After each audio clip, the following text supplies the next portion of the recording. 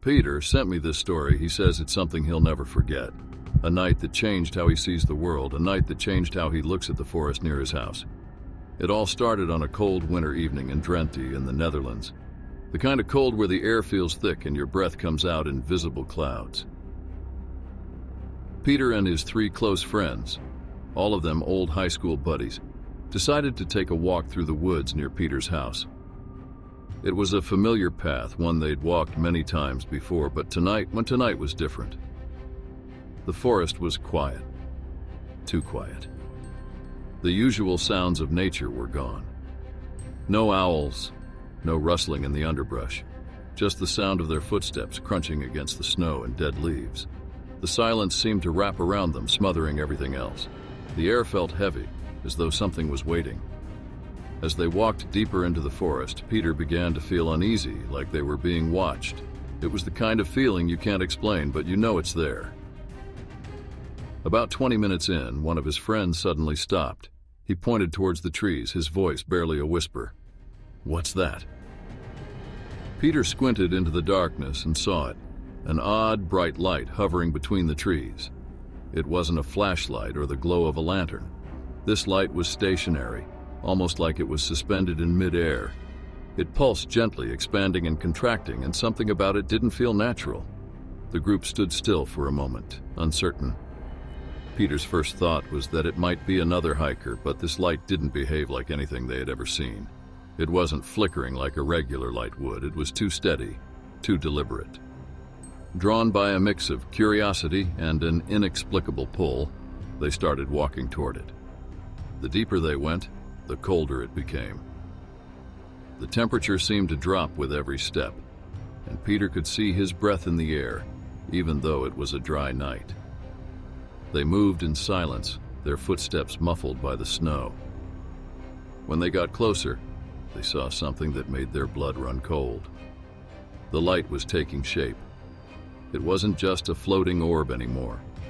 It had grown into a vague, human-like silhouette made entirely of light. There was no face, no hands, just the outline of something, watching them. The figure stood still, unmoving, as if it were waiting for them to approach. Peter froze.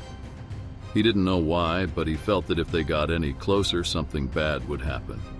The others seemed just as unsettled. And then, just as Peter was about to speak, they heard it.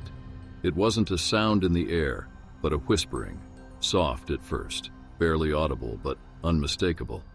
It was as though the voices were coming from within their own heads. The whispering grew louder, faster, like a chant they couldn't understand. The words weren't clear, but the feeling was. The voices felt cold, distant, and somehow empty.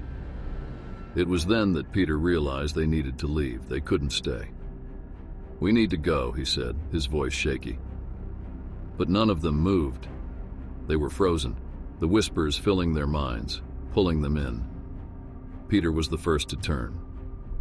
Without a word, they all began to run, panic rising in their chests. The forest seemed to close in around them, the trees blurring in their peripheral vision. Peter's legs were burning as he sprinted, but there was no way to outrun whatever it was behind them. The worst part was the light. It was following them. Every few seconds, Peter glanced over his shoulder. The light was still there, hovering just behind them, keeping pace, not speeding up, but not slowing down either. It was too fast to be anything natural, too deliberate to be a trick of the light.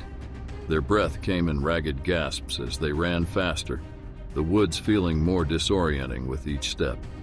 Finally, they broke through the edge of the forest and into the field where Peter's house was visible in the distance. They slowed down, their legs trembling from fear and exhaustion.